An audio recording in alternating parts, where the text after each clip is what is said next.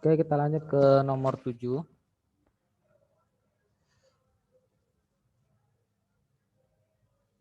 Konsep IPA di bawah ini. Nah, yang sesuai dengan Al-Quran surat Az-Zalzalah ya, ayat 7 dan 8, khususnya tentang IPA fisika. Nah, jadi kalau kita perhatikan surat Al-Zalzalah, nah ini berintegrasi langsung ya. Jadi, mari kita buka ayatnya, ini dia. Nah,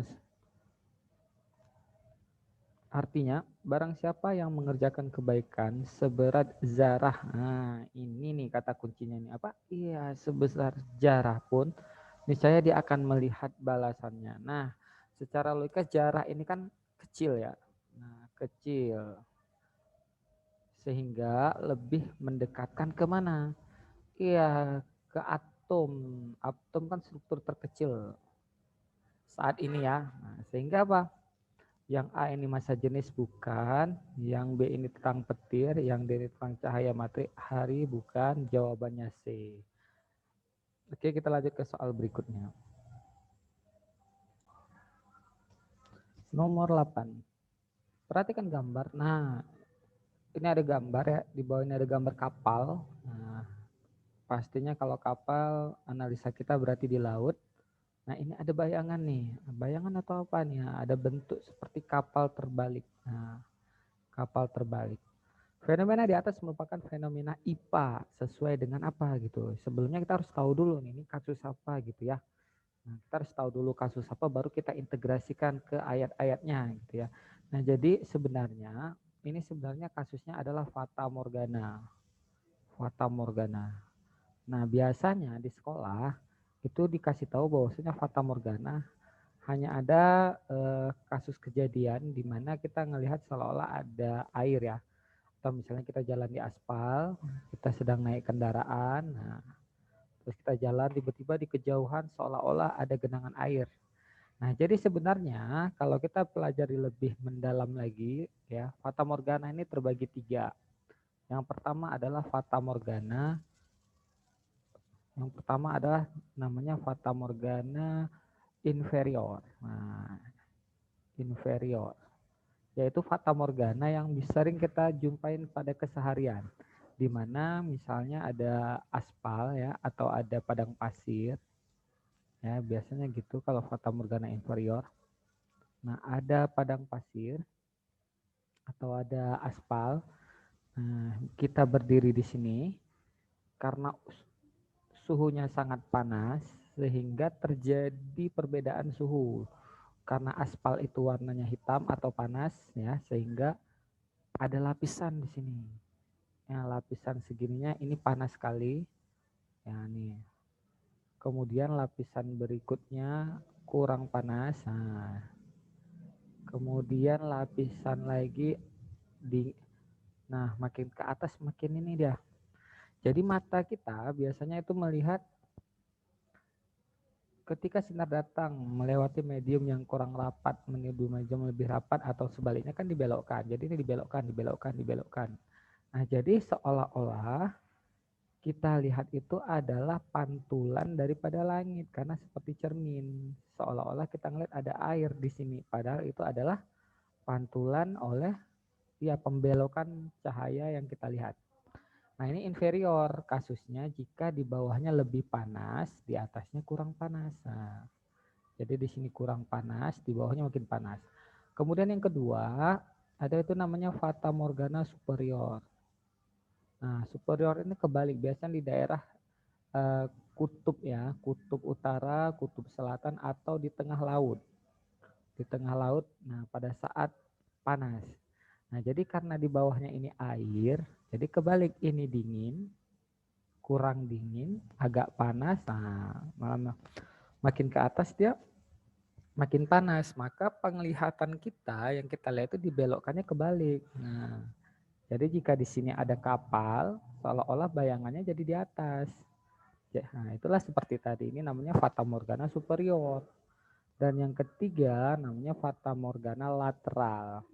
Itu biasanya kita sering berdiri di sebuah dinding.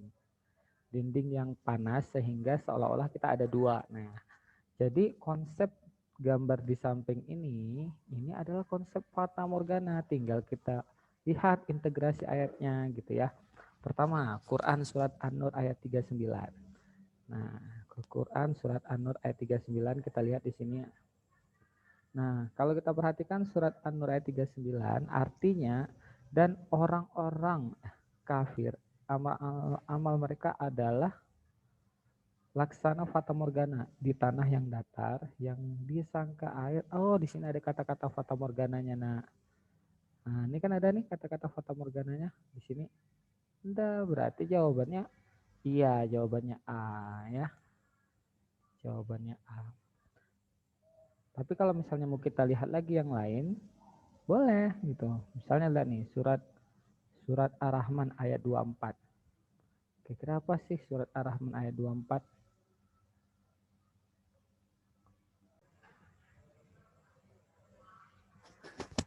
Nah, coba kita lihat ayat yang lain. Mana ini ayat-ayatnya? Oke nih. Nah, ini yang A udah tadi kita lihat ya. Sekarang kita coba lihat yang B. Nah, ini dia ini yang A, yang B surat Ar-Rahman ayat 24. Nah, apa bunyinya? Dan kepunyaannya lah bahtera-bahtera yang tinggi layarnya, ya, yang tinggi layarnya, ya, laksana gunung-gunung. Nah, ini kan temanya biasanya ini tentang bahtera ya, kapal ya. Nah, ini sedikit pengecoh, tapi konsep IPA-nya itu nggak kelihatan di sini. Berarti ini bukan jawaban. Kemudian kita lihat nih yang C. Ya, nah, yang C surat An-Nur, di mana nah Allah memberi cahaya kepada langit dan bumi. Perumpamaan cahaya Allah itu, nah tentang apa nih kira-kira? Seperti lubang yang tak tembus, yang di dalamnya ada pelita, pelita itu ada di dalam kaca, dan kaca itu seakan-akan bintang yang bercahaya seperti mutiara. Ini tentang lensa ya.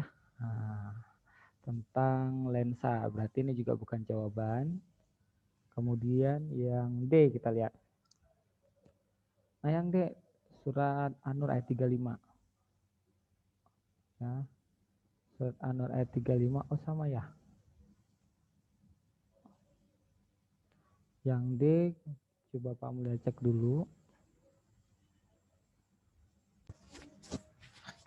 Nah ini yang D tentang surat Yunus ayat 22. Nah menceritakan tentang apa? Nah di sini ada dikatakan, ups.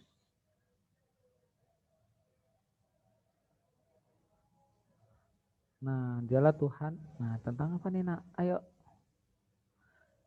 Kalau kita lihat dialah Tuhan yang menjadikan kamu dapat berjalan di daratan, nah berlayar di lautan, sehingga apabila kamu berada di dalam bahtera dan meluncur bahtera itu membawa orang-orang yang ada di dalamnya dengan tiupan angin. Oh ini babnya tentang angin ya. Dan mereka bergembira karenanya. Datanglah angin badai. Nah berarti ini temanya tentang angin ya. Jadi ingat kalau misalnya yang berhubungan tentang angin itu Yunus ayat 22. Itu nak ya. Jadi jawabannya adalah A. Jelas-jelas di A tadi menjelaskan tentang berhubungan dengan fata morgana. Oke, kita lanjut ke soal ya, kita lanjut ke soal berikutnya.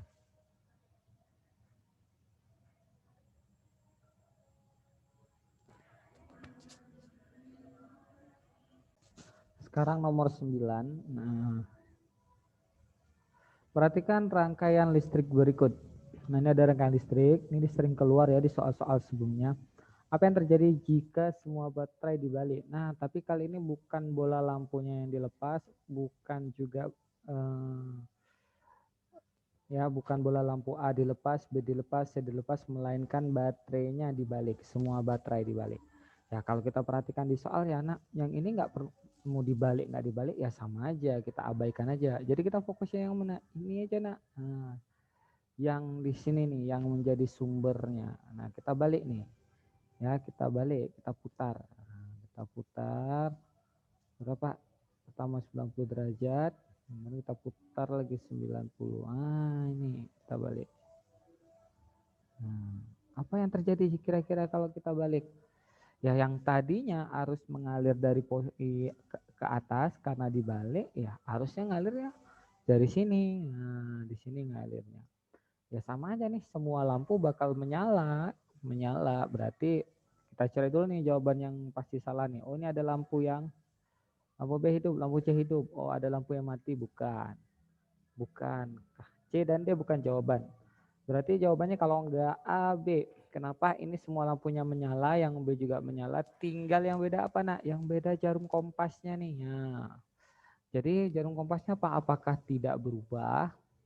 Ataukah jarum kompasnya berubah? Ingat nak, pada konsep magnet ya, pada konsep magnet. Jadi dia mempengaruhi arus. Setiap arus yang ngalir akan membuat kutub-kutubnya. Nah, jadi apabila jadi yang awalnya ini utara ini selatan, tapi kalau dibalik bisa jadi nah bertukar, ini jadi selatan, ini jadi utara. Maka jarum kompasnya gimana? Ya berputar gitu ya. Karena apa? Jarum kompas kan juga mengandung utara selatan. Jika utara dengan utara, ya maka dia menyimpang. Jadi jawabannya mana nih? Iya, jawabannya adalah B. Semua lampu menyala dan jarum kompas berubah. Itu nomor 9 ya. Oke, kita lanjut ke soal berikutnya. Oke, nomor 10. Manakah pilihan yang paling benar di bawah ini merupakan penerapan IPA? Ya, penerapan IPA pada surat An-Anfal ayat 16. Oh, lagi-lagi integrasi itu ya, total. Jadi harus tahu dulu. Nah, kalau nggak salah surat An-Anfal itu artinya barang siapa yang membelakangi mereka atau mundur di waktu itu kecuali dia berbelok. Nah, ada kata-kata nih, kecuali dia berbelok ya untuk mengatur siasat. Nah, berbelok ada kecerdasan di sini. Berbelok ada makna di sini ya. Perang atau hendak menggabungkan diri dengan pasukan yang lain. Maka sesungguhnya orang itu kembali dengan membawa kemurkaan dari Allah dan tempatnya ialah neraka jahanam dan amat buruk tempat kembalinya. Itu nih arti surat An-Anfal. Nah, tapi kita mengkaitkan dengan IPA, di sini kata kuncinya ada berbelok. Jadi apakah kipas angin konsepnya itu ada yang namanya berbelok? Enggak.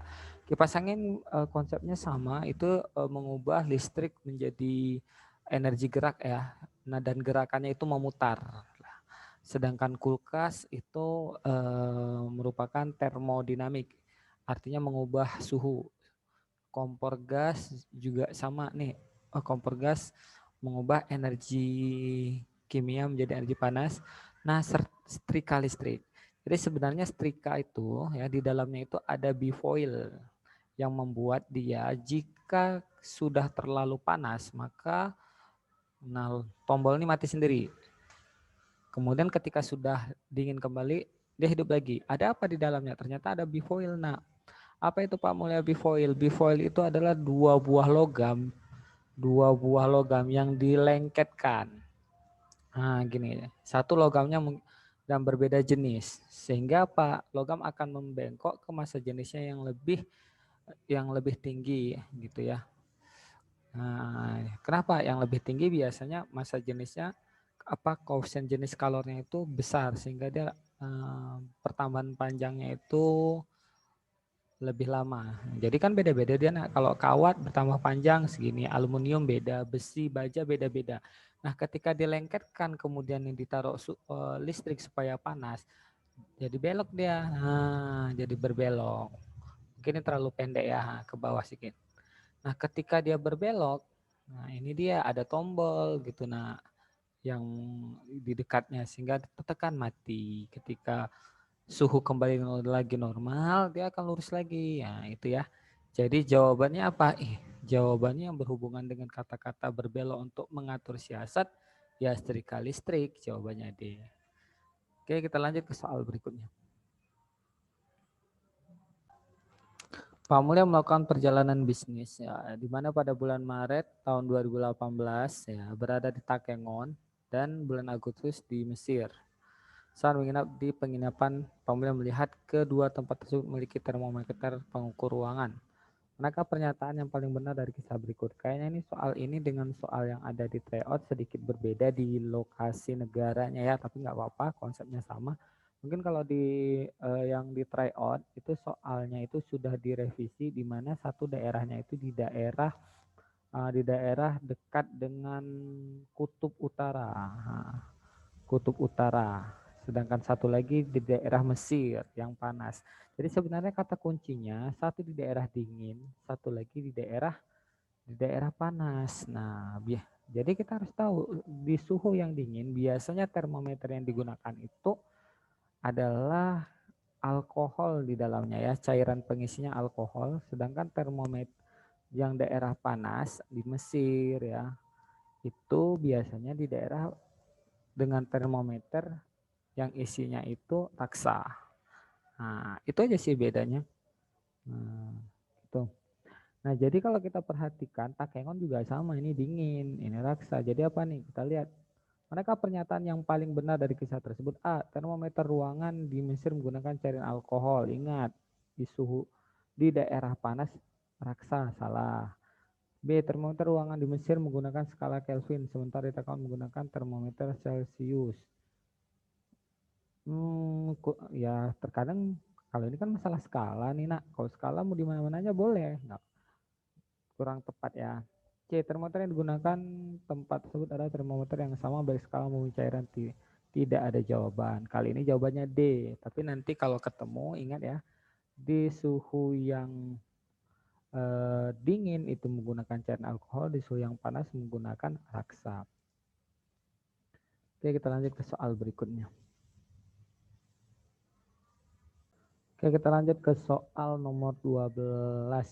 Jika sebuah benda ditunjukkan angka yang sama pada termometer Celcius dan Fahrenheit, yaitu X, maka termometer apakah yang digunakan agar skala yang ditunjukkan sesuai dengan terjemahan ayat Al-Quran yang tafsirnya, para ibu hendaklah menyusukan anak-anaknya selama 2 tahun penuh, yaitu bagi yang ingin menyempurnakan penyusuan, dan kewajiban ayah memberi makan dan pakaian kepada para ibu dengan cara ma'ruf, seorang tidak dibebani mereka menurut kadar kesanggupannya. Jadi sebenarnya ini hanya menyinggung tanpa kita tahu pun tentang arti ini ayat berapa kita juga bisa jawab. Tapi kalau misalnya bagi anak-anak Pak Mulya atau misalnya siswa-siswi yang mengetahui ini apa lebih bagus lagi.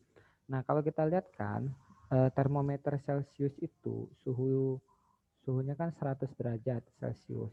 Titik didih ya. Titik bukunya 0. Sedangkan termometer Fahrenheit titik didihnya Fahrenheit. Berapa Fahrenheit tahu? Ya, Fahrenheit 212 ya. Nah, dan titik bekunya itu 32. Nah, 32 nih. Jadi dari skalanya aja nggak mungkin nih. Kalau kita lihat ini misalnya 0 di sini, nggak mungkin bagian atas ya kan. Nggak mungkin bagian di atas nih, pasti di bawah. Iya, ternyata pada suhu min 40 termometer Celcius dengan termometer Fahrenheit akan menunjukkan angka yang sama gitu. Nah, ingat ayat Al-Quran tidak ada yang negatif. Supaya negatif, ubah yang kira-kira termometer apa nih yang jadi positif? Iya, termometer Kelvin. Kenapa? Titik beku Kelvin aja 273. Ya kan titik bekunya. Maka dikurang 40, 233. Iya, 2233 itu ini surat Al-Baqarah yang artinya ini. Jadi termometer apa? Kelvin. Raksa enggak, alkohol enggak, apalagi Rankin gitu ya. Jadi nomor 12 jawabannya B. Gitu. Mari kita lanjut ke soal berikutnya.